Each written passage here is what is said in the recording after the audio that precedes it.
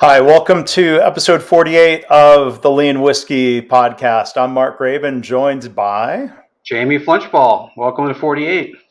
good to be back. It's been a little while. Different background for you. You often have a lot of different backgrounds, but that looks clearly like a hotel room door behind you. That is, you can see the escape plan on the door there. So I am in North Carolina currently after a stop at DC and on a longer trip than I really ever like to take, but certainly these days. So I'm in North Carolina in a residence inn of all things. Being gone over weekends, that makes the trip feel longer. Yeah, that's definitely. I mean, honestly, I call myself semi-retired because I don't do this anymore, except here I am. Guess picking and choosing, being more selective makes it feel better, right? No question about that. I travel very little, relatively speaking, and this is a confluence of events combined with maybe some unwise decisions on my part, but it all kind of conspired against me. But I chose it. But next month I travel zero, so all things in balance compared to my past life. I'll take it. Yeah. I'm in the Dallas-Fort Worth area. I think people have seen this backdrop They've seen that backdrop, but not as much lately. Yeah. But bigger whiskey collection, which did make it tougher to come to a final decision on today's theme. You want to just jump right into that? We're also going to do three different topics. We're going to do more of the round robin like we did last episode. Do you want to talk? So the theme today is two whiskeys from the same producer, which gave us a lot of different directions that could go. But Jamie, why don't you tell us about yours? Yeah, so I started with a plan with a couple just pours that I brought with me, but I happened to visit Southern Distilling Company in North Carolina while I was here. Pretty big distillery now that I've gotten to see it. I've had it through private label once before, and enjoyed it at that. And that means it was under someone else's brand, but they distilled Correct. it? Okay. Yeah, it was. So they do a lot of private label. They do a significant amount of it. I think they mentioned when I was there, 100 different companies have used them as a contract distiller. And I think a lot of that is barrel picks, but at some level. But and that was what I had, was a barrel pick, but again under another brand, actually Hala Vodka, which was it's I think that's appeared on this show. Um, but yeah, I did a tasting and picked up a couple bottles, which I enjoyed. I thought it was really good. Wasn't expecting the best out of North Carolina, but solid. So I have two pours. They're sort of, I think, their flagship whiskey, which is their Paragon Bottled-in-Bond, which is their wheated bourbon. So very, very much fits a wheated bourbon profile. Quite smooth, quite good. So that's in one glass, and it's actually in a glass I brought with me, just because I figured never know what kind of glass I get in a hotel room. Yeah. Because I only brought one glass with me, and the other glass is their Double Rye, which I believe is 95% rye with a remainder malted barley. It's in that ballpark, and it's a blend, not a barrel pick or anything. But really, when you're drinking a rye, especially at 95%, you're expecting just kind of overwhelmed, right? Your spicy bite, right? All of that, a bit of harshness, and it's definitely at 95% one of the smoothest ryes I've ever had. So, and it's not watered down to make it that way. It's just quite smooth. So, I regret neither of these purchases. They're a bit expensive. I think the bottles I picked, they were all over $50, I think. Uh, One that I haven't opened yet, which was a single barrel, was just shy of 80. Mm. But so slightly overpriced, I'd say. But especially for visiting the distillery, Yeah. not terribly overpriced. Yeah. So yeah. I mean, sometimes you're going to pay more for a craft distiller. Yeah, I mean, this comes back to there's a lean topic here, or, economics, microeconomics question from business school of, are you entitled to charge more because your costs are higher as a craft producer? Like, well, it depends on what the market is willing to pay, right? right. And it is right. So as my haul suggested, fortunately, I drove to North Carolina, so I can drive home with a little bit of stash. Yeah. And yeah, I'd have to say, yeah, a little overpriced. Wouldn't buy it off the shelf at that price on a regular basis, Mm-hmm. but I'd absolutely buy it again. Yeah. Very, very good stuff. And like I said, I was kind of surprised, especially by the smoothness of the rye, Mm-hmm. that almost threw me off. If I would have tasted it blind, I would have never expected it to be a 95% rye. Is there an age statement on either of them? Mm. Does it say straight bourbon or just They're both bourbon? straight. They're both Straight straight. Yeah. bourbon whiskey. So So at least 2 years, correct, but right? no age statement because they're both blended. The single barrel obviously would have an age statement on it, which I don't have, but Mm-hmm. um, I'm not Well, close if there's enough. no age statement, it's at least 4 years. I always forget this thing. So straight bourbon, Okay, it's a minimum of 2, but if it's between 2 and 4, there must be an age statement. got it. Okay, so makes sense. Yeah. Yeah, and I would have been shocked if this was less than 4. So that makes sense. Yeah. Um, I also tasted their White Lightning while I was there, which was I've never bought a bottle. I don't think I've ever bought a bottle. I've never bought a bottle of White Lightning, but it's always kind of fun to try, Mm-hmm. just out of curiosity, especially Yeah. if you're just getting a thimble. And I'd have to say it was probably some of the smoother White Lightning I've ever had too. Mm-hmm. So Yeah. it means they're putting good stuff in the hopper, so to speak, and I like what's coming out. So kudos to them. Yeah. Well, yeah, I think the white dog, the new unaged spirit, or whatever labels they're giving it, it does make for an interesting education tasting experience to taste that plus something that's been aged Right. X number of years in the wood barrel, and to understand not just the color but the flavor that Correct. comes out of the barrel. Now you're not going to take bad new make spirit, another term. I think you're not going to turn bad whiskey into good through aging. No, you're not. Yeah. So if it's really hard to put down, it's not going to be good on the other end. But yeah, I think it's educational. I think that's a good word for it. They were advocating, for whatever your mixers are that you like to use vodka Sure. or something with, use this instead. But not really. I don't do that anyway, so it doesn't matter. Yeah. Yeah. Because I mean, you can buy, like, the store Buffalo Trace sells their different mash bills, even of White Dog.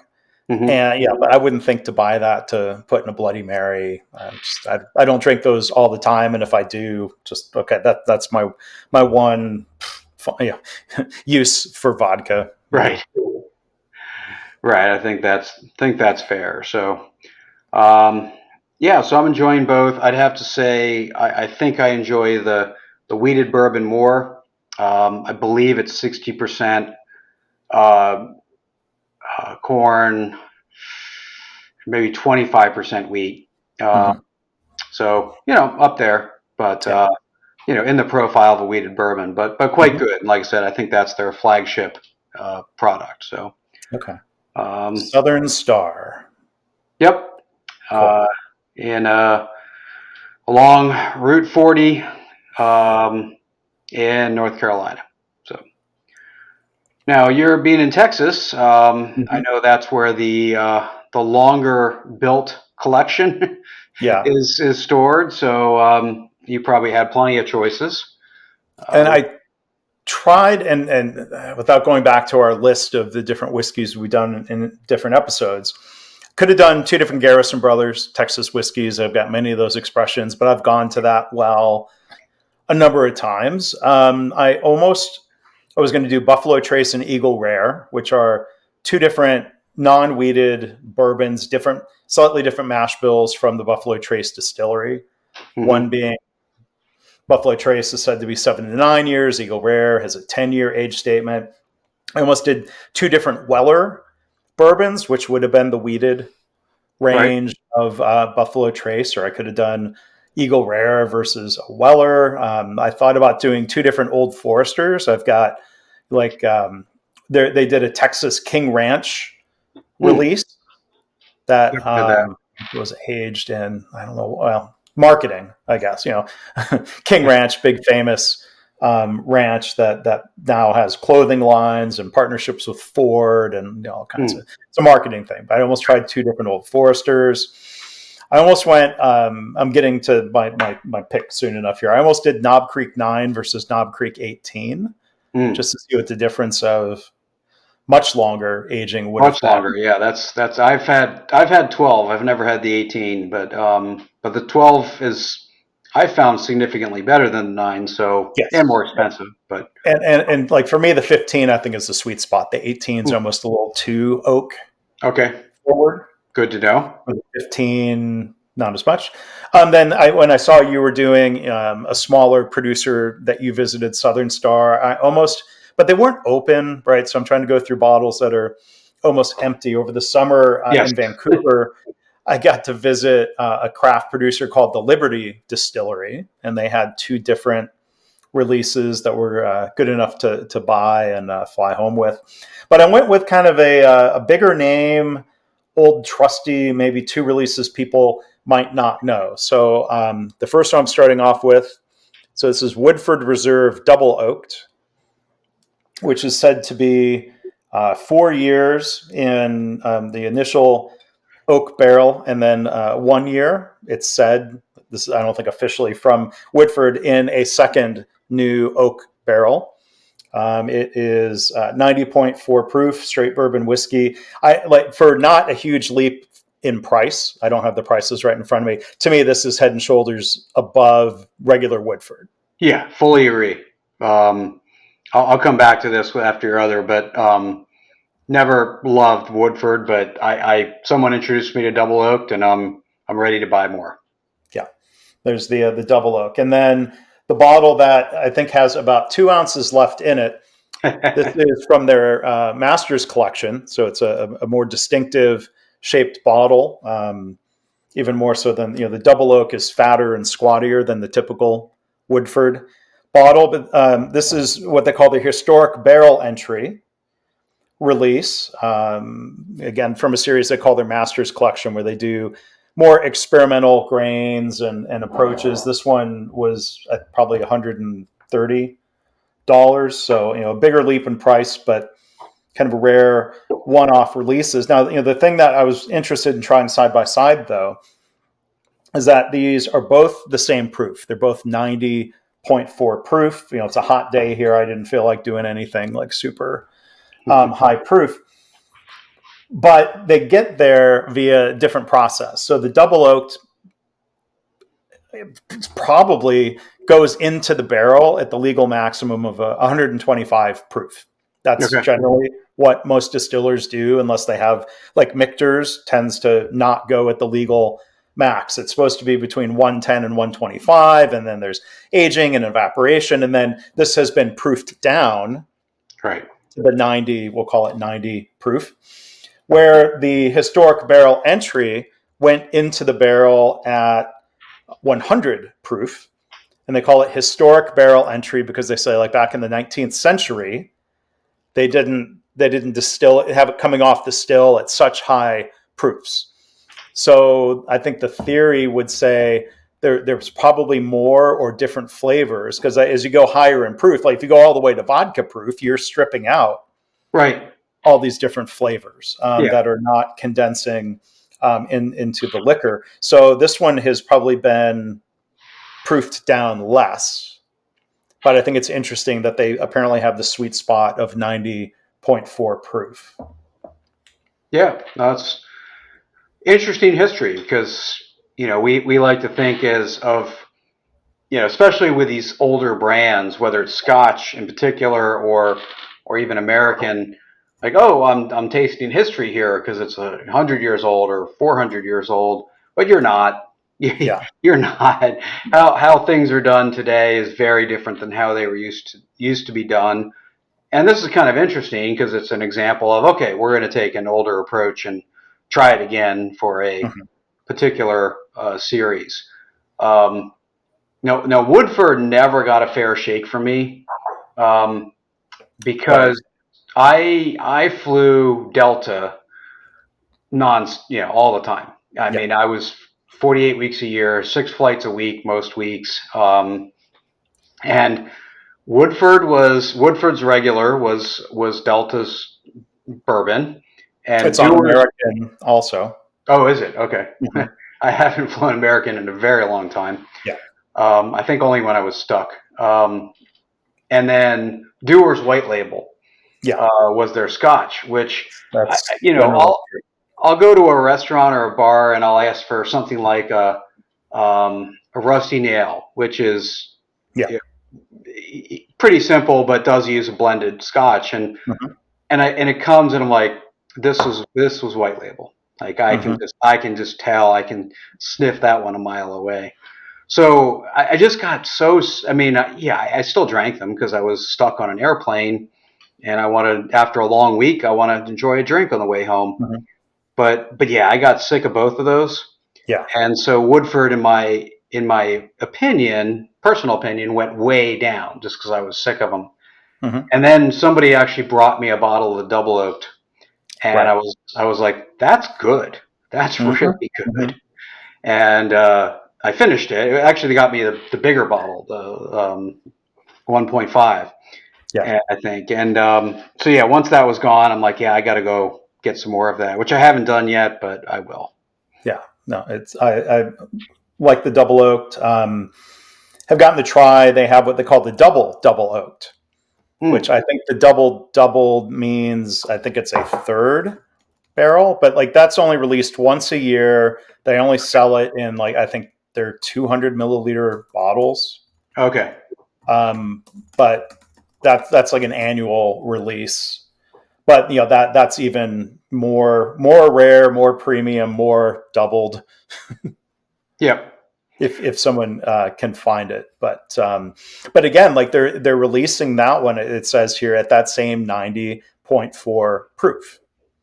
Yep. A lot of these special releases would often be at a higher proof because people seem to like that. But no, so the year, it's not re-oaked twice; it's 2 years on the second oak. Okay, so same process, just more aging. I believe so. Okay. If this website is correct.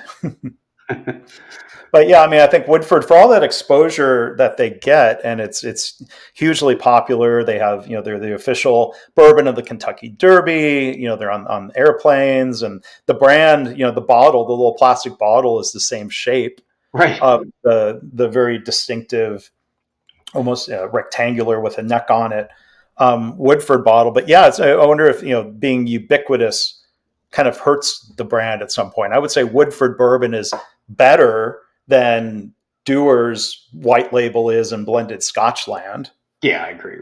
I mean, they're not serving Jim Beam. No, probably the Dewar's White Label of Scotch. I'm sorry, the Dewar's White Label of bourbon.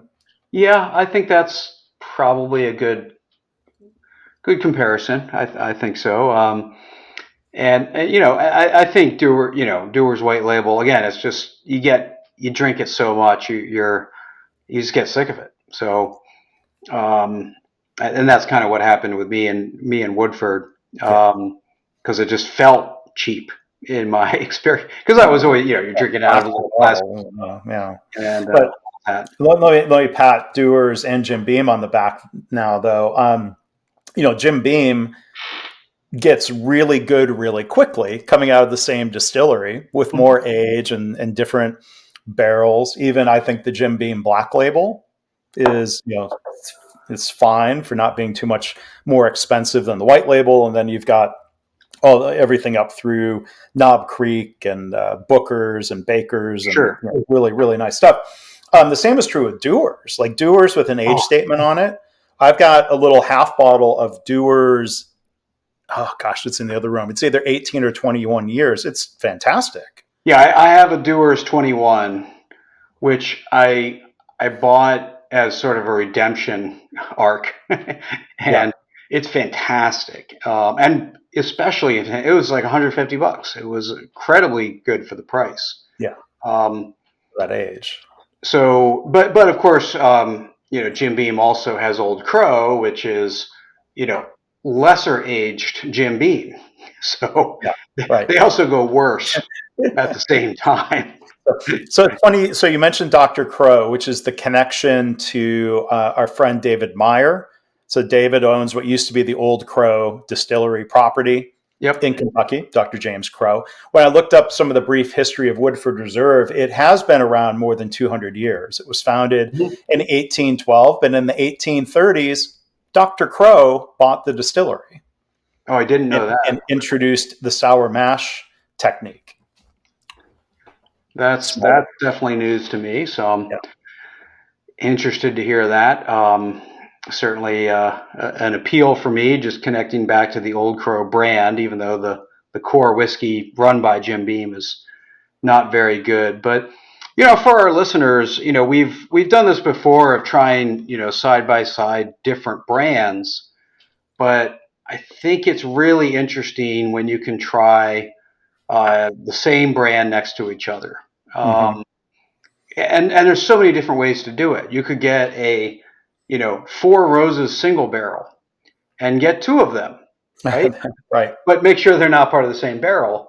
And but then they have the different recipes with Four Roses single barrels. That adds another dimension. Yeah, so you can take basically the almost the same expression if it's a single barrel and just open them up both at the same time. They'll last, so you don't need to worry about about opening them, and try them side by side. And it's fascinating. This is what I love about whiskey. When I made it to Southern Distillery, they're like, "Oh, what do you like?" And my answer is, I like variety. Like I think that's the beautiful thing. If I had to pick, this is the only whiskey you can drink as a daily drinker every day, for the rest of your life, I'd make a choice if I had to. But really, my preference is for the variety that whiskey offers. And for our listeners, give it a shot.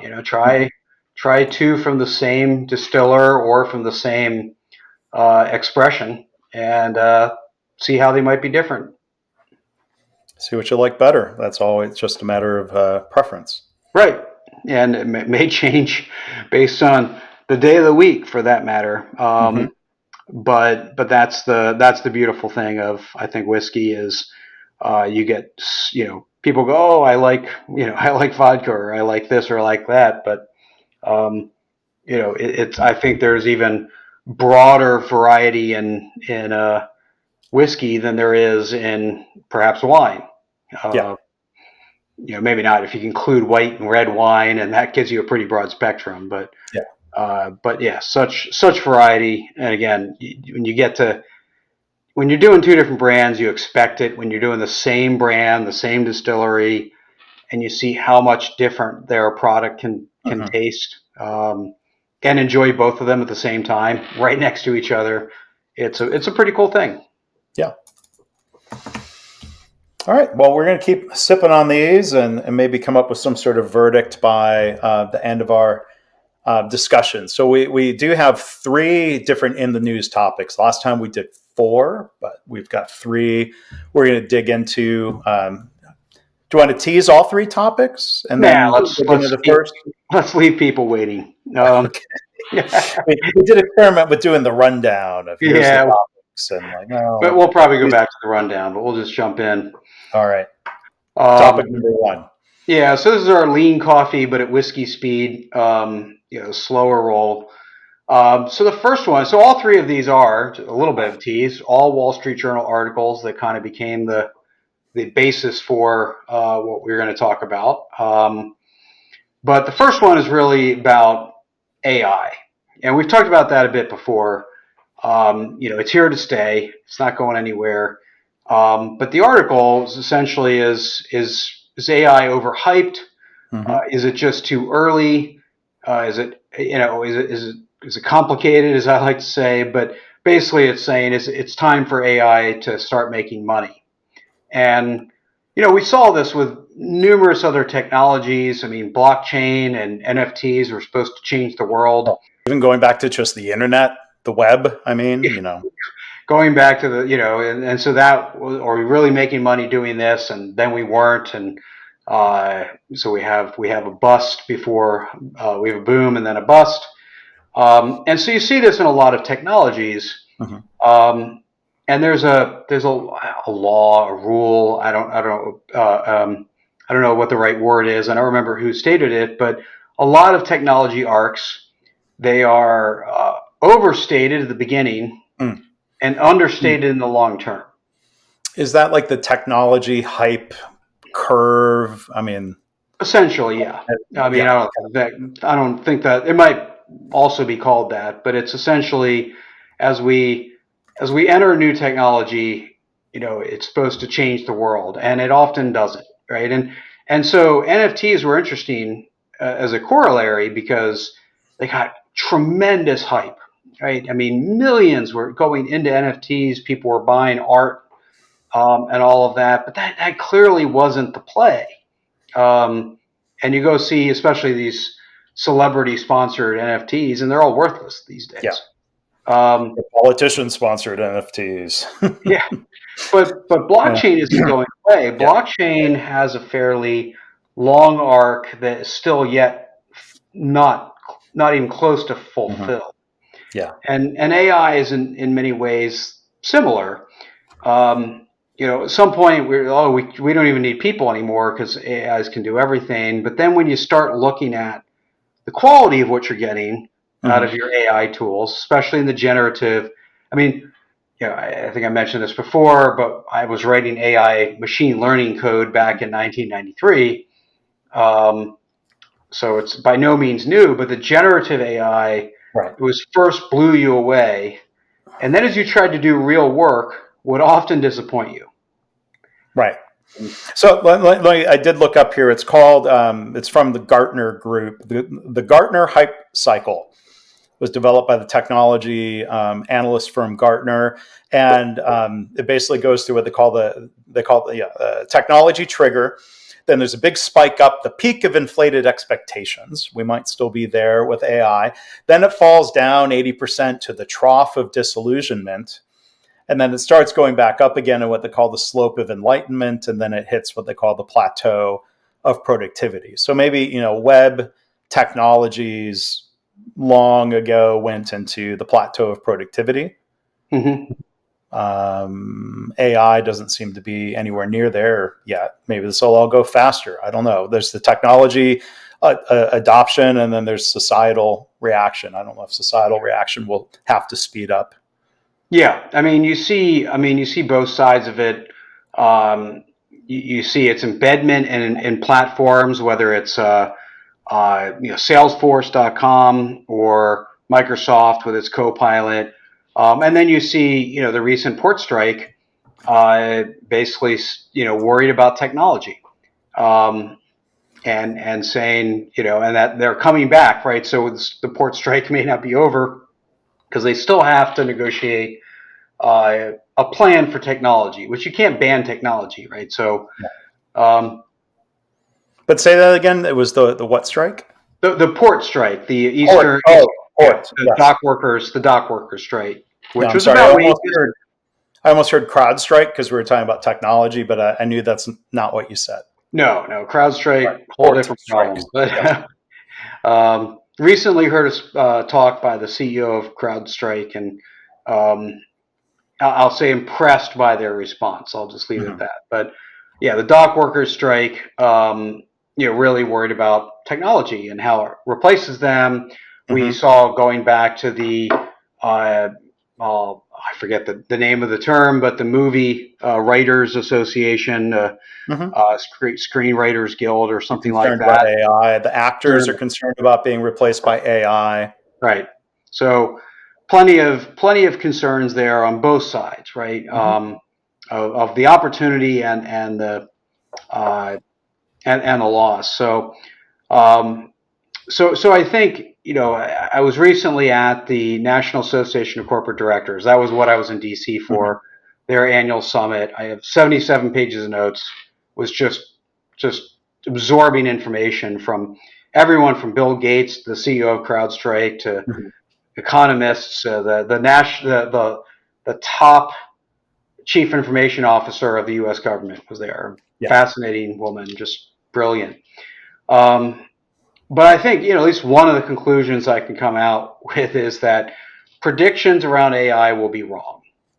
sure. Um, Just like forecasts of just any like most type are forecasts, wrong. Yeah, just like yeah, weather forecast. It's and so I think everybody's spent a lot of time trying to predict where this is headed, and it just feels like read every prediction. Read them, right? Be interested in them. Be curious about them, but don't lock into them. Don't try to make your own predictions or spend too much time doing that, because they'll be wrong. Even the people who built the tools have been yeah. surprised by what they can do.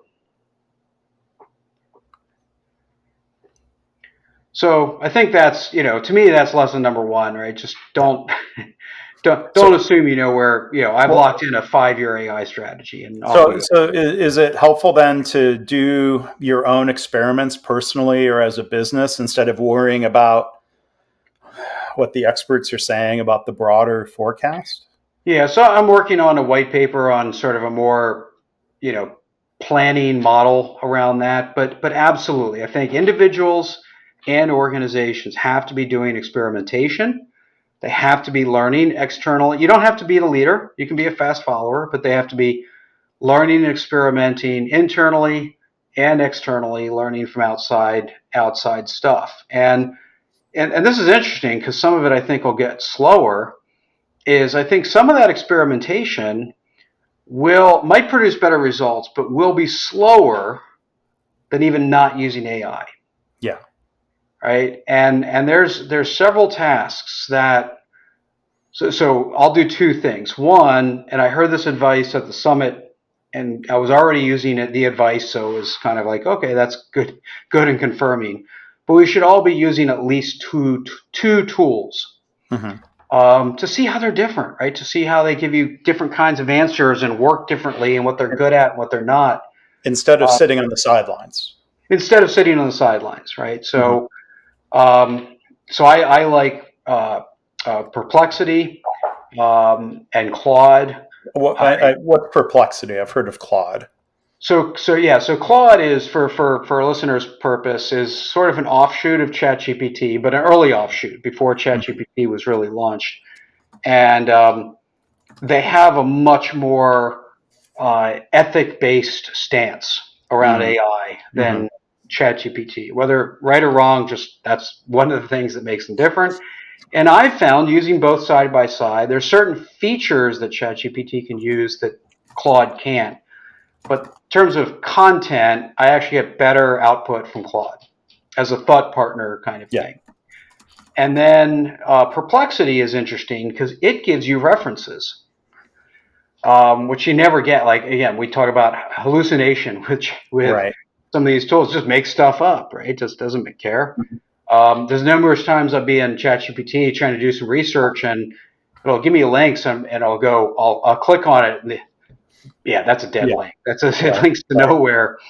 Um, but Perplexity pulls from real links, pulls from real content, Hmm. and so I find using it for research, it's much more useful Yeah. than any of the others. So much so that I put it in my phone dock at the bottom.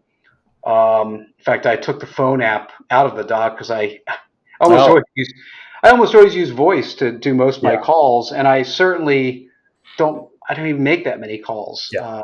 So So yeah, Perplexity replaced the phone app in my dock on Okay. my phone. So, but yeah, if you use tool two, it's going to be inherently slower than using one. Hmm. But the point is learning experimentation so that you're thoughtful about how AI works and doesn't work. Yeah. I had been, and I'm still paying for ChatGPT and running experiments and using that in different ways. I did find some uses to start playing with Google Gemini a little bit. Mhm. Like one use case in particular, I'm on the board of our condo HOA, and some of these documents, like the bylaws and rules and regulations, are so thick and dense and deep. Um, we have versions of those documents in Google Docs. Well, the integration to Google Gemini to ask a question about the document is so Mhm. much more efficient. And Right. I think this is a case where it's not hallucinating because it's building off of, like, I think one thing I've learned is that AI tools are really great at summarizing or shortening an existing document as opposed to asking it to generate something quote unquote brand new. Yeah. So it's been interesting, and I've gone back and forth. I think as you're describing of how similar or how different. I don't know. If I haven't decided Gemini's better than ChatGPT, but some of the Google integration makes it easier to use. Right. No, and I have a new laptop that has Copilot embedded in it, integrated into it, which I haven't really used much, honestly, Which is Microsoft, right? which is Microsoft. Yeah. And so, but I had a recent example of using generative content out of. I actually, this is another example where I use Claude and ChatGPT in parallel. Hmm. Use both for the same tasks. And so I have my new Learning Lab, which is my video library that people can sign up for. And I wanted to write a very simple terms and conditions, Yeah. right? Which is not like it's annoying, it's burdensome, it's you don't have to be creative. Like and a lot of the content's out there, right? There's a million of these, a bazillion of these. So I asked both. I told them some of the specifics. I certainly gave them a link to the app or the tool and gave them some of the specifics I was looking for and had them generate terms and conditions. Yeah. And I chose Claude's base version and then I refined a few sentences and I'm like, yeah, that's pretty much says what I wanted to say. Done. Hmm. Hmm. Um, again, for base tasks that, if my choices in the past would have been hire a lawyer, Hmm. copy and paste someone else's, which Yeah. isn't always a good idea, or just not have one, which Hmm. probably isn't a good idea either. Yeah. And this made it relatively easy. Yeah. And I think there's questions of productivity and quality, doing things we're already doing faster and better, easier, faster, better, or doing things that we might not have had time to do before. So I think of there's one AI tool I use called Opus.pro, which takes a video like a podcast. I do this more with My Favorite Mistake, sometimes with lean blog interviews. We did it once with lean whiskey. It's really good at finding a list of, like, here's 25 possible clips, and then I kind of scroll through and, like, well, here's the 3 or 4 that might be most compelling. Like, they have their algorithm that tries to determine which clips of Mhm. 30 to 60 seconds would be best. So I think I said this last time we were talking about AI. I think of AI as a really eager, really smart intern that requires some supervision. And I wouldn't, for the cost is low for the monthly fee for Opus.pro. And I wouldn't take the time to manually edit clips. So there's something that I hope is helping grow the podcast and give exposure to my guests. The YouTube algorithms liking short videos, YouTube Shorts. That's something I wouldn't do without AI. I think Right. maybe is it helping me grow the podcast? That's the ultimate evaluation of the experiment to be done, I guess. Right. No, And I think that's the thing is where does it make your life easier, simpler, faster, or better? Hmm. I was working on a white paper on I called it from stuck to solved on being stuck in problem solving. Hmm. And I used again both Claude and ChatGPT for this one, and I said act as my co-author, Mm. and so I'm not looking for editing, but where is the article weak? Where is it strong? What recommendations to improve it? And it made the task so much harder because it Yeah. said, here's some areas that need to be strengthened. And I said, okay, well, what research could you point me to that I can? So I read like 10 articles, mostly research papers, as a result of my co-author's feedback. And then I took those articles and then made more modifications Hmm. to the article. Still all my content, still all my ideas, but it gave me critical review, and it made the product better, even though it made the work harder. Yeah. And so those have been my favorite examples where AI has not saved me time. Has actually cost me time by challenging my thinking because I asked it to, and make me think more critically about whatever it is I'm working on. So those have Yeah. been my favorite applications by far. No, that's interesting use case. And, I think, I don't know, I can't think of a huge mistake I've made with AI yet. I try to be mindful of that. I'm sure I will. If you're experimenting, some things will be a mistake. One other cool tool that I think is relatively new. This comes from Google. It's called Notebook LM. Have you heard of that one? Mm-hmm.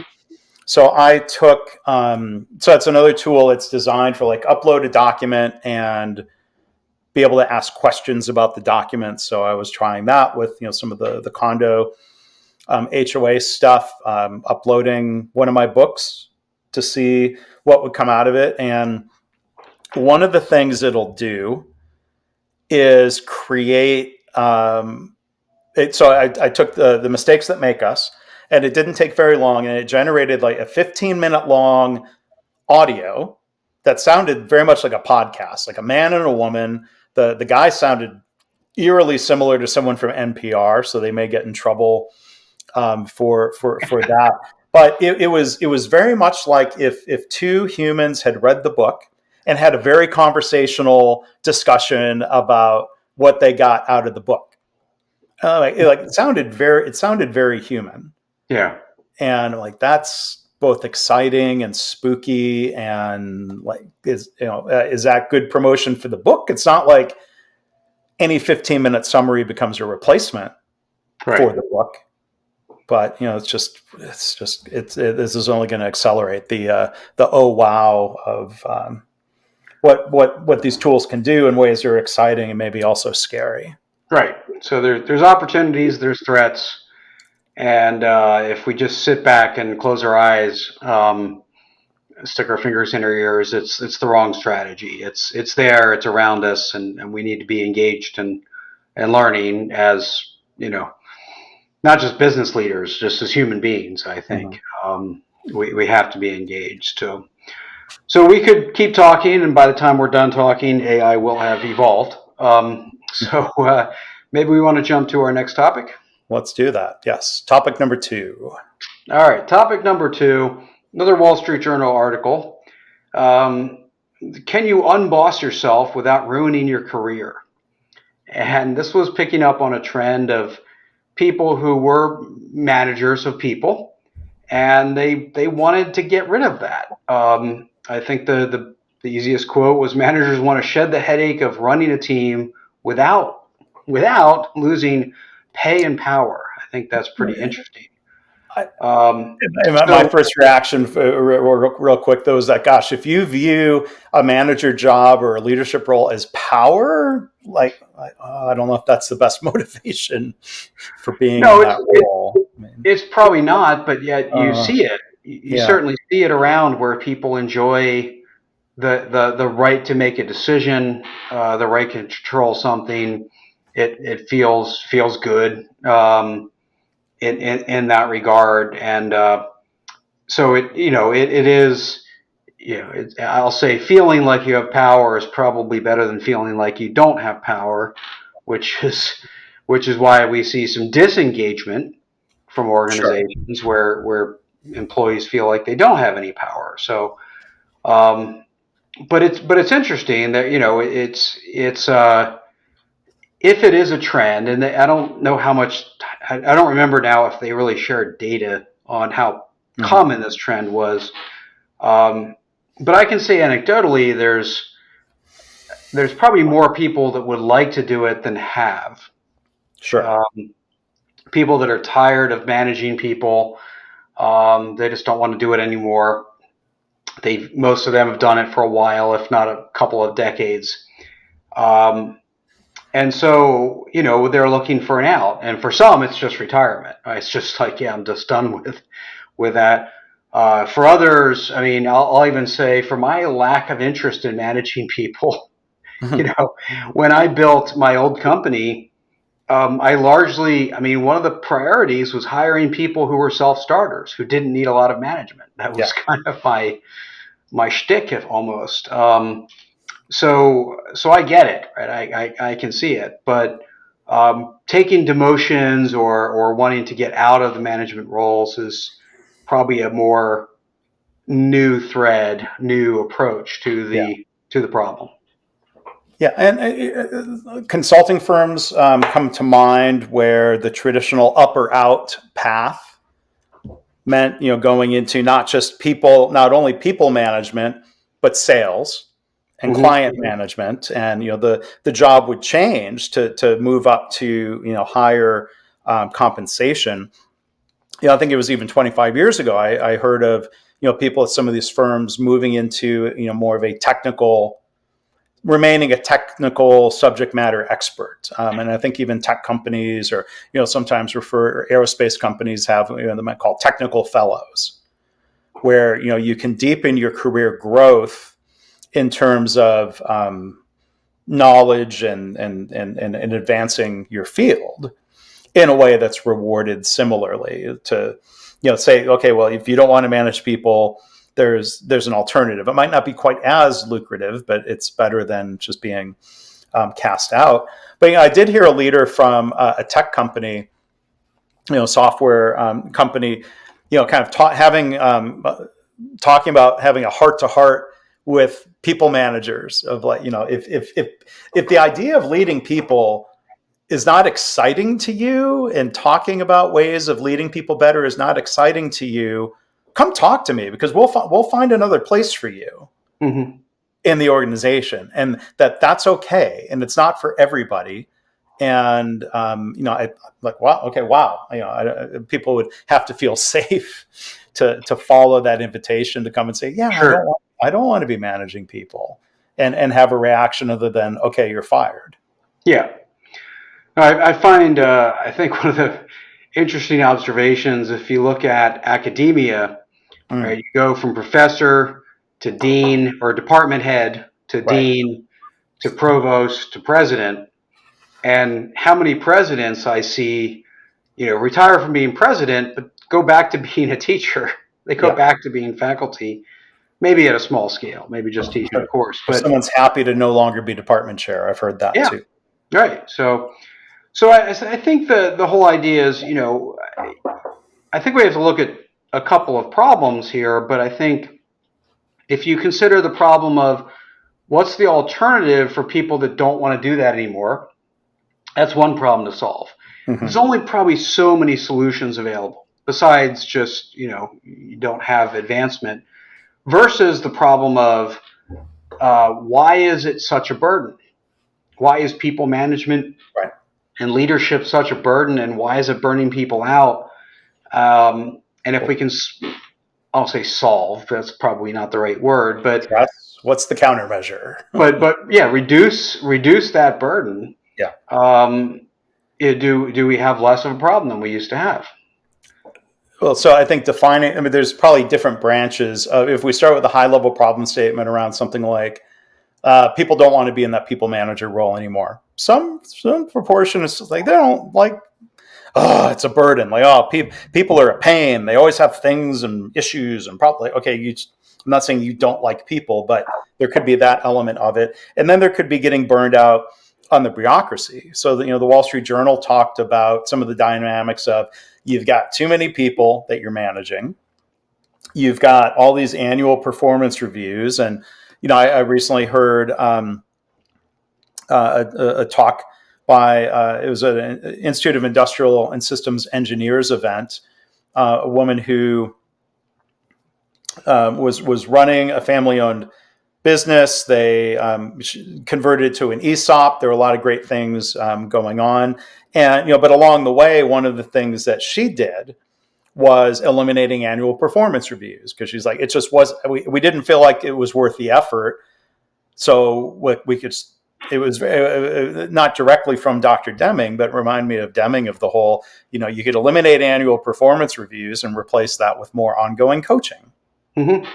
Without the bureaucracy. And not everybody needs coaching necessarily, or as much coaching, or we could change some of these structures that are not legally required to be there, if that's part of the burden in the bureaucracy. If someone doesn't like if someone doesn't like signing timesheets, I don't know, do we need to be signing timesheets, or do we trust our employees to report the hours? Yeah, and even if we don't trust them, right? So even if we said, oh, we don't trust our employees, well, okay, you use an algorithm to find the most egregious outliers and go tackle them one off, versus build a system to police it all the time, right? And there's a difference there in the intent. Do we want to catch the first instance of somebody slacking off, or do we only really care about the worst offenders? There might be an AI tool for that. Expense account problems, or if 100% of expense reports are being approved, well, then why do we bother approving expense reports? Right. Why we just put do an audit once in a while and look for the egregious acts, and other than that, let the thing roll. Yeah. And is there a waste there? Sure. But again, we're comparing this against another waste, which is losing valuable talent of folks that don't want to do this anymore, or aren't doing their best because they're disillusioned or frustrated or disengaged from the task of managing. Yeah. Well, then, we talk about people managing such a broad number of people, a broad span of control. This is a problem in healthcare. People are stressed because of that. Then the one countermeasure in the article didn't seem to make sense. Of like, well, we're going to eliminate a layer of management. Like, well, that means people now have more people that they're supervising, leading, or et cetera. But there's the whole spans and layers math. You don't want too many layers, because that's just burdensome. You don't want too much span where people have too much direct reports or too little. Right? I was working with an organization recently that was really trying to put in a role that was meant to be almost like a fellow, like essentially an individual contributor, but at a higher level. And HR couldn't get behind it because they didn't have enough direct reports. And it was just they wanted to stick with the spans and layers math. But the problem, so while on the surface stripping out a layer adds more direct reports, on the flip side, and I'm not advocating, I'm just kind of laying out the math for folks to think about, is for each layer, you add a certain number of reports and meetings. That is burden. There's just nothing but burden. Yeah. Right. So you take two people that work for each other, you add someone in between. They might be useful, but at the same time, there's a certain part of their work which is just taking information, repackaging, and sending it up. Yeah. And a certain number of meetings that's the same thing. And so for every layer, you also add a little bit of burden factor to the math, to the equation as well. Yeah, but people raise an eyebrow, in big companies, if there's someone with a director or vice president title that doesn't have direct reports. I'm not saying that that's wrong, but that does make people kind of go, huh? Yeah, it's unusual. Yeah, and sometimes it's out of jealousy, right? Um, Sure. but it is, I think it's got to be for folks that are the best at what they do. Mhm. So I don't think you can build a whole organization that way. There's a couple examples where that's kind of is how things work, but they're almost always founder-led companies that have a very unique culture. Yeah. Um, so I think there's certainly possibilities there for that. I'm a big fan of the whole sort of technical fellow track, senior fellow, whatever you want to call it, but they have to be reserved for the best of the best. Yeah. Um, and I think it can't be overly rules based either, because I've seen that where it's okay, only certain fields, but then you're like, oh, I just want this person. I want this person in my meetings. I want them in my staff meeting, and you see this all the time where somebody will have someone that's not a direct report, but they want them in their staff meeting all the time anywhere. Anyway, they want to follow them around. They want to have them in everything, just mixing it up and being the smart person in the room. So it's like, well, then if that's what you want, then make them a direct report, right? Yeah. Make them a fellow and give them the title commensurate with what you're trying to do. So I think too many organizations do force fit people management Mhm. on talent that should be senior, sometimes even executive level senior, but probably shouldn't also be having a lot of direct reports, if any at all. Yeah. And as with anything, the pendulum will swing back and forth. It will, and probably never too far. But it is interesting. I think if the pendulum is swung far enough that we have the Wall Street Journal writing about it, because they don't pick up on early trends very often. um, Yeah. In reality, this trend might be in the trough of disillusionment. Back to Gartner. right, we already be at there. Then we need to reduce the burden. I think that if there's any message, it's make it easier for people to be a people manager, because we still need people doing that, and we shouldn't have people running away from the responsibility. Yeah. Um, they should desire it. Yeah. All right. Well, we didn't solve it, but we at least shone a flashlight on it. Well, Um, the link to that article, to all these articles, will be in the show notes. So I encourage people to yeah, and we give it a understand read. And we understand Wall Street Journal is a paywall, um, but we can provide free links. we can do that. We can do that. But I'd also say, some of the best content on the internet is behind a firewall. Mm-hmm. And sometimes you got to pony up and get yourself behind the firewall and read some of the deep content. I'm a huge advocate of The Economist in that regard. I think everybody should be reading that. The Wall Street Journal has its flaws, but it's Yeah. at the same time covers a lot of topics where like that's the only article out there. So Yeah. I will say their breadth of covering topics in the business world that nobody else covers. I still feel I always need a subscription just to read that alone. Yeah. When I think about cutting it, yeah, and there's some, fun articles and lifestyle stuff. I like Dan Neal, the car review guy on Saturday. I think Saturdays, I think, just kind of a fun writer, and I enjoy reading about the different cars, whether it's a, family sedan or a supercar. Yep. So, yeah. So anyway, subscribe if you can. So Right, one more article. Topic number 3. Topic And number 3. this is one where Jamie and I had both flagged this one. I emailed Jamie like, "Hey, this would be worth talking about," and Jamie said, "Yeah, I already put that in the notes." Is that like, oh, I don't think that's ever happened before, has it? maybe not. So this article is about safety. I don't think the Wall Street Journal often writes about safety. Some said that the article was a bit, what's the word? Not tabloidy, but I don't know. It's just, what's the word? I've only had 2 ounces of bourbon. I shouldn't be Yeah, I didn't read forgetting the words, comments. but it's just like,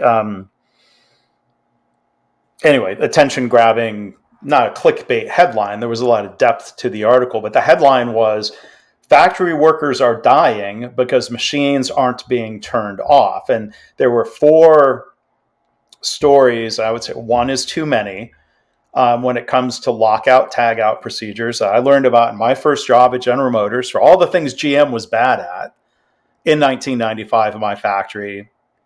Probably thankfully, say credit to the union. Lockout, tagout was strong. We all had training in it. I had a lock with my picture on it, even though I wasn't going inside machines. But there was a strong culture of that, and people could have rightfully thrown a fit if they were being pressured into working on a machine that had not been locked out and tagged out. But there were article talking about 4 deaths, including a decapitation. Right, so somebody crushed to death in a furniture factory, stepped inside a machine, should have been powered down, and it was not. 22-year-old worker at a wood products plant killed when he crawled beneath the machine to adjust some boards. Coworker didn't know he was there, started machine, got caught in the drive chains. Temporary sanitation worker, and the article touched on also now language issues. If supervisors and training are only in English, speaking in English, somebody was decapitated by equipment that was not properly locked out. She did not have the authority or training to stop it before trying to clean it. And somebody else killed a die cast machine, closed down on them. It's just, and some people in the comments, and they say you should never read the comments. Some people were very strongly in the whole, well, come on, like you're just, here's the word I was looking for. You're sensationalizing that most factories are good about this. And, don't make it seem like a widespread problem. Like, well, but one is too many, I think, as the article really explained. Yeah, and I think there's a lot of things in life that just we need to be reminded of, right? So if this serves nothing more than a reminder, then that's good. I'll say good enough. I'll take it for the win. I used to have, I had my lockout tagout gear, and I used it quite often because I would be often inside, especially as a maintenance manager. I would often be inside equipment, robotic cells where the robotic came to life. It could just, swing around and knock you in the head, which is pretty bad. But I remember growing up, I worked for my father, and I started when I was 10 years old. I would shovel machine chips off of primarily the lathe. That was where a lot of the machine chips came from. And, it was just a standard lathe, and there was a big belly underneath it, and I'd stick a pitchfork in there and pull out these giant masses of chips and throw them in the hopper. And lockout, tagout, right? So this we have to realize this is still a fairly new thing, relatively speaking, in the arc of management and safety. But there was no lockout, tagout. That didn't exist. That wasn't a thing then. Yeah, and it was developed in 1982. The lockout, tagout federal regulations. Yeah, it was. I don't think it was widely applied yet. Yeah. I think it only applied in certain cases at that point. And this was before that anyway. But so, fundamentally, most of the time, because I did this on Saturdays, most of the time there wasn't anybody around. Sometimes there was somebody around working, never on that machine, but I also could have easily bumped the machine, turned it on. And I have a pitchfork in a high-speed rotating piece of equipment. I was 10, so who knows how well I was paying attention. I don't remember. You weren't on your smartphone, that's for sure. I was definitely not on my smartphone. I was pretty good about all of that. Well, we're too old to have had smartphones when we were. No, but I didn't have headphones. I was or anything else that I did have access to. But so the point is that this is a progression, right? Like most things that involve safety in particular, is we have to learn from our mistakes and find ways to systematically make improvements. And this is one of those that's been very real, a systematic improvement that makes it easier, but it does require human behavior choices, right? And so in each one of these, and I don't remember all the details of each one of these 4 cases, but each one of these, they had a chance, that they weren't pressured in that moment, and this is important, in that moment to do the wrong thing. So there's a combination of personal choice. It's easier to do the wrong thing, right? And contextual pressure. Output matters. More constant chronic pressure than being directly ordered, go in there without shutting it off. Right. Yeah. So almost never, at least none of these cases, where somebody said, hey, I don't think that's a good idea, and they were ordered to go bypass the standards. That's not what we're talking about. So there's lack of training and understanding. There's lack of personal choice, deciding to do the right thing versus the easy thing. And then there's the contextual pressure to keep output up and do the fast, expedient thing, which is very rarely the safe thing as well. And so these things all conspire to bad outcomes, essentially. Yeah. And there were, so I was happy to see in the article, talking, an attorney, talking about safety as a company's obligation. I'm going to quote him here. It says, it's easy to blame the working person for failing to heed a warning or to follow a procedure. And there were a lot of people in the comments who would do exactly that. They would say things like, well, people are inherently lazy. Like, okay, come on. People don't want to get killed. But, back to this attorney, we know people are going to fail to heed the warning or procedure, not because they are lazy or stupid, but because there are competing motivations. If the employee emphasizes production above all, so will the employee. And, I thought, the comments were pretty split, of some people saying like, well, every person's responsible for their own safety. And then someone else would fire back, hey, it's more complicated than that. You've probably never worked in one of these situations. You have people who are engineers and people, who are probably inside machines, talking about how, this is a company responsibility. Like in the cases where people didn't get training, well, shame on the company for not training people about how climbing down here could decapitate you. That's not always perfectly obvious. Or how certain types of clothing or jewelry could get caught. I was talking to somebody recently, a friend who was talking about how her dad lost his ring finger because, early in his career, there was something that went wrong and, kind of squeezed and basically, pinched the ring and pulled his finger off. He was left with a nub. Like, we've gotten better about warning people about jewelry and long sleeves or neckties or long hair or things that are risks. But it seems like clearly that training isn't always happening. Or if there's a language barrier, the training's not being understood. Yeah, and training is just a start, right? Because we all hear things in training, right? You shouldn't do this, you shouldn't do that, and we choose to ignore it because it doesn't seem that important at the moment. So there's reinforcement, there's supervision, there's audits, there's all these other ingredients that come together. And yeah, I think it's okay to assume that people are lazy. I think that's fine. And but then do something. So then our responsibility is to prevent them in a moment of laziness from doing the wrong thing that might kill them. Right? That's the job. That's what we sign up for when we put somebody in a role when they're, working with dangerous equipment.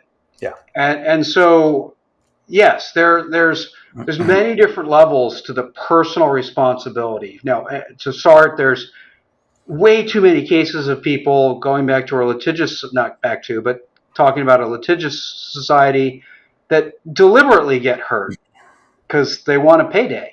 And that's sad, and discouraging, but that's I, real. I'd be curious how much that actually happens. I'm not doubting it ever happens. No, it's not the majority, right? But it happens, and then that just clouds the environment for everybody else. Sure. So I've seen those cases, and they're it's scary that people would actually do that because they don't know how hurt they're going to be, Yeah. but they're just so excited about a payday. And then there's people that are lazy on purpose; they just don't care. There's people that are lazy because they just had a bad day. It's just like, I didn't like you mentioned at the beginning. I'm in a hotel. Well, I have the Energizer Bunny in the room above me. Yeah. A toddler, clearly. You just can hear from the distance of the footsteps, just running around like crazy. Yeah. Haven't had a good night's sleep for a couple nights. So you go into work. I wouldn't want to manage really hard equipment that could kill me. In that at state. the moment.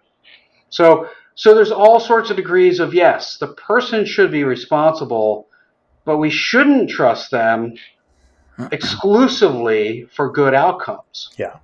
Right? And that's where, both supervision of the individual, but also design of the environment matters. Right? And so lockout, tagout, that's a human decision, right? You decide to put your lock and tag on the tool. But I also think we can do way more to design equipment so that the things that you would normally be in harm's way for, you don't have to be. Right. And I think the best company I've ever seen at this was a company, I think they still exist, called Mackey, Michigan Automotive Compressor Incorporated in Jackson, Michigan. I brought several tours to visit this company. They were partly owned by Toyota Autoloom, and I think Denso was the other co-owner of this company. So they had good training, right? They kind of had the right basis. But if you need to grease, rollers, the input for the greaser was outside the security gate. They put clear covers over chain and belt guards so that you could inspect it without actually having to take it off, right? Yeah. And just lots and lots of, dozens of equipment modifications that they did, not the manufacturer, that they did to make it not just more efficient, but safer to do the thing, to interact with the equipment without putting yourself in harm's way. Yeah, it's good examples of mistake proofing. John Grout, professor from Georgia, who's I think fair to say an expert on mistake proofing. I interviewed him on my Lean podcast, and he pointed out there really should be no trade-offs. That the most effective mistake proofing doesn't slow down the process, right? It eliminates that perceived or real trade-off or pressure to cut corners on safety. But I think of situations where I think the article touched on, or the comments were talking about interlocks. I've seen automation and equipment in hospitals where they're relying on warning signs, like a big pharmacy spinning robotic arm inside a cage, and there's a sign that says do not start machine when people are inside. And it's just to my core, just kills me. Like, well, here's an opportunity to talk about not just saying be careful, but is there a lockout tagout on this robot? Like, you got to do better. Or, I use these examples sometimes in presentations about mistake proofing. Another piece of equipment that's like, do not reach inside when machine is moving. Like, this could be interlocked, where either you can't open it while it's moving, or opening a door or a panel shuts it off. Like, this is not rocket science, but you have to be willing to move beyond just saying, hey, dummies, be careful. Right. And I get for a lot of everyday uses, like I can see here from my room, in the corner of my room, there's a fireplace, and it says, don't touch, there's a big ugly sign that says, don't touch the glass, it might be hot. Yeah. So there's, like, should it interlock? Like, probably not. Like, that's probably an overkill example. But we're often talking about multi-million-dollar equipment. Yeah. Right? And so the thing is that we're not talking about adding 20% of cost No. to make it safe. And as you indicated, a lot of times it's dual win, right? You can make it safer and more efficient at the same time if you think carefully about how humans interact with the machine, Yeah. whatever that might be. And I just thought of a connection to whiskey. The last time my wife and I did a tour at Buffalo Trace, there was a very visible lockout tagout board on the wall with employee locks. I wasn't around long enough to know that it's being used diligently, but at least it was there. At least it So was there. good for that. But it's just there's sad cycles, and this happens in healthcare. Even more broadly, preventable mistakes that are not related to employee safety. Um, the article in the journal talked about one of the cases, and some spokesman. The spokesman said safety is the company's top priority and that it has stringent protocols that are regularly reviewed. Like, well, that's just boilerplate spokesperson talk. Every lawsuit or big high profile medical mistake or something, they always trot out a spokesperson that says safety is always our top priority here. And I think of Paul O'Neill, who was so successful at Alcoa with safety being a path to habitual excellence, as he called it. He would call out. I'm not paraphrasing too loosely. When someone says things like safety is always our top priority, the follow-up question is, how do we know that to be true? Because it's easy to say. Easy to say, and I get it. In a litigious environment, you want to put every layer of protection around you. And to be fair, not to, I'm going to say it's the lawyer's fault, is that before it was a litigious environment, the number of transgressions that went against worker safety was a pandemic. I mean, it was crazy how easily people died in industrial settings. And it really is a combination of only regulation and more so legal action that got everyone's attention. Yeah. So I'm not in favor of the litigious environment, but there's a reason it exists. And I mean, this is a cliche of mine. I think the best tort reform is reducing the number of torts by reducing the number of harms. Yes. Some states, including Texas, have put limits on the payouts. Like, well, that's one way to address it. But, the one other thing I wanted to mention is, the article, and I see this happen a lot, somebody's killed and there's, an OSHA fine of like $15,327. And I always think, well, that'll teach them, sarcastically, and it's gallows humor. And, but, there was one of the cases, the woman who was decapitated, there was a $2.8 million fine because of what they deemed willful violations, which must be a pretty tough standard to prove. I mean, yeah, you have to have really done poorly to get that loss, I should say. But if somebody were just being, it's a $15,000 fine is not enough financial pain. And that shouldn't be the only motivation. But my goodness, if people are not going to truly make safety a priority, as the SQDC framework in some companies is not just lip service, it's true.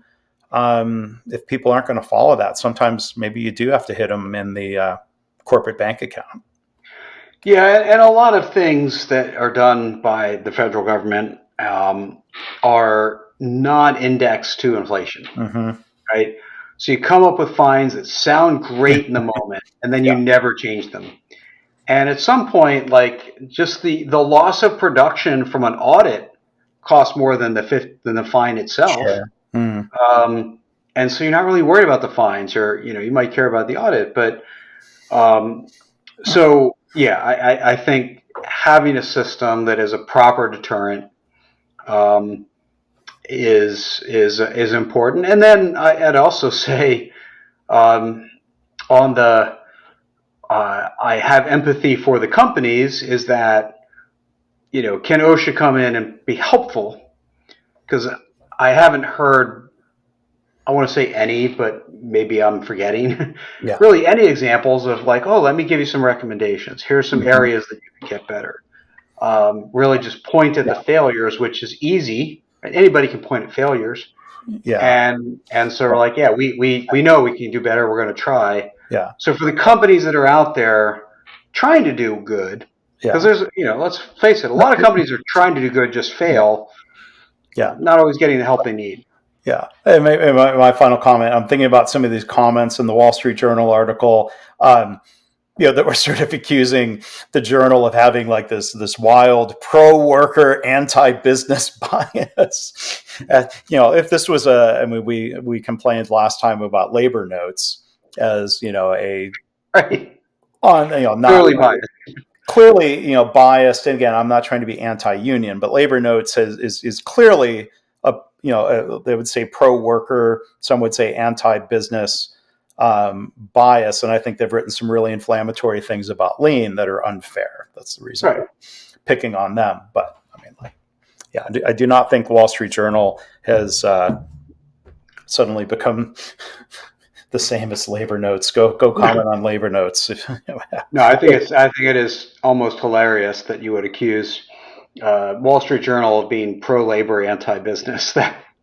That's a stretch. But it's a shame that something involving people's lives also breaks down into an us versus them polarization kind of moment as we come into late October, mid-October here. There's so much of that in the world, that us versus them division. Well, and this reminds me, we've talked about this on the podcast, I think, but I've written about Hanlon's razor, which is never prescribe malice to that which can be better explained through incompetence or stupidity. Yeah. And the point is that let's assume that most of the time we're not trying to hurt people. We just screw up. Right. And so let's just assume we don't know how to keep people safe all the time under every circumstance. So let's learn from each other. Let's share best practices and let's do better. Yeah, and incompetence or ignorance is different than stupidity. Companies or health systems that are sadly unaware of good practices somehow. I mean, they're not stupid, but they've got these blind spots. Right. And they might say, well, no one's been killed by that robot yet. That doesn't mean. If that's the logic, then drive home without your seatbelt because you haven't died from not wearing it yet. So, and so that's me getting a little more animated into my second.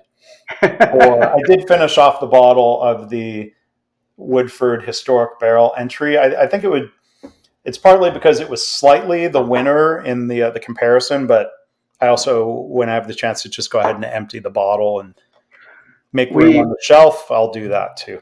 We don't finish a lot of bottles on the show, but that's okay. That could be a theme for a future episode. Kill that bottle. Yeah, although I've been systemically trying to kill nearly killed bottles over the last few months, and I'm not sure I have any left that could be killed. Certainly not in an episode. I had a couple this weekend in Texas where like they were really low, so I got a couple knocked off. Again, it would sound awful if like the bottle had been half full, but I'm talking about like the last pour. But that's the thing is you hang on to a bottle because you don't want to see it done. No. And so then it sits there with one last pour for probably way too long. So yeah, and that does increase the risk that it'll oxidize or go bad. It does. I've had that happen with Scotch. I don't think I've ever had that happen with bourbon. Probably because you kept the Scotch longer, but maybe. But yeah, one when you have one pour left, everything I've heard suggests that you're not really worried about oxidation through most of the bottle. Right, but when you're it gets down to like one pour, finish it. Yeah, finish it. So I did. Did you decide if you had a favorite between your wheated bourbon and your rye? I It's interesting because I'll say I like a little bite, and I get more out of the wheated bourbon than I do out of the rye, Okay. which is kind of strange. I have been fooled before. If you're tasting something and you're like, spicy, I'm like, that, no, it's got to be a rye. And it turned out to be a wheated bourbon. Yeah, These things are not always so cut or dry. And that's they're not cut or dry. why I like trying new whiskeys given the chance. So double rye, very smooth. I probably prefer the wheated bourbon, but either way, I'm glad to have found a new distillery that Yeah, I had a small exposure through, but this was a great visit, and I'm glad I picked up some bottles. good. Glad you got out there. So good stuff. All right. All right. Well, we're in the spirit of safety. We're both home, or home Not speaking driving as in anywhere. we're not driving anywhere. We're at the place where we'll put our head on a pillow. So no interlocks needed. No lockout tagout needed. Right. Although that would be a we have seen. I'll open up this can of worms maybe a little bit.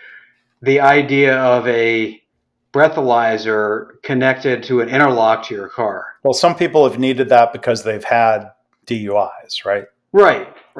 But But then the question is, well, shouldn't everybody prove that they're sober? it's not a horrible idea. It's a sad thing that we would even consider it, but maybe. So let's wrap up with as we do, a sort of lightning round, more fun question, certainly than employee safety and lockout tagout. Yeah. So Jamie, what non-lean book have you been reading or enjoying lately? And assume we don't mean a book that's full of waste, but a book that's about topics other than lean. Well, the first one might be full of waste because it's very long. Uh, Close to 700 pages probably, but I just finished India, a History by John Kia. Mm-hmm. Kia, I'm not really sure how to pronounce his name, but really goes back to the earliest recorded evidence of humanity in the Indian region, all the way through, different empires, English rule, partition, Pakistan, Bangladesh, India. Really, it's a fascinating book. Loved it. Really glad I read it. If I kind of feel like the idea for most Americans, considering most of our podcast listeners are probably Americans, is that India is homogeneous, and nothing could be further from the truth. And if partition had been prevented, that may have been an equal melting pot to America. Talking about India and Pakistan. India, Pakistan, Bangladesh, yes. And Bangladesh, yeah. If all that remained one, it would have been an incredibly diverse country. But even without it, even that partition happened, still more diverse than certainly Americans consider it. So really glad I read that paperback. So shared that with somebody else, passed the book on already, and then just started this weekend a book from Rana of Furaha. I don't know if that's the correct pronunciation. She was a speaker at the NACD conference. The book's called Homecoming, and it's really about, and she's a CNN Financial Times reporter / economist, and the book's really about sort of the natural end to globalization trend, and starts to explain a lot of why we see populism on the rise and things like that. So so far, I only just started this weekend, but fascinating speech she gave, and a very interesting book. Well, cool. There'll be links to those in the show notes if people want to go check those out. Yep. So I've been reading a book. It's been out just over a year, and it finally kind of got to the top of the book pile, in this case, the Kindle book pile, In the book. called the Psychological Safety Playbook. And I just interviewed one of the co-authors, Minette Norman, for the My Favorite Mistake podcast. And, I really enjoyed, the psychological safety practices that were in the book. And so, we're in agreement around, psychological safety, while sometimes misunderstood, means basically, how safe do you feel speaking up at work about problems, mistakes, ideas, disagreeing, all of that. This book as a playbook has got some categories of here are specific things you can do as a leader to cultivate that feeling of psychological safety. You can't tell people you should speak up or that you should feel safe.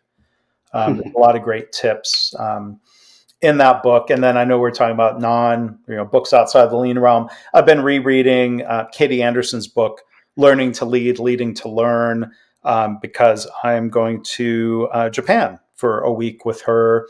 And Asao Yoshino is going to be along for the whole week. And people from around the world doing, the lean TPS study trip, which I've done before, never with Katie. I'm just dying to go back to Japan. It's been almost 5 years. And so I'm just really thankful that I get to do that. I should be reading a book about Japanese history. Actually, no, I do have a book I should read, but this is more in the lean category. It's called The Japanese Factory from 1957. It's sort of like a recently, to me, newly discovered, book about, I'm just curious to read it and see how much of this sounds like TPS or maybe not. Well, that's great. I'm sure you'll have some sushi while you're there. For sure.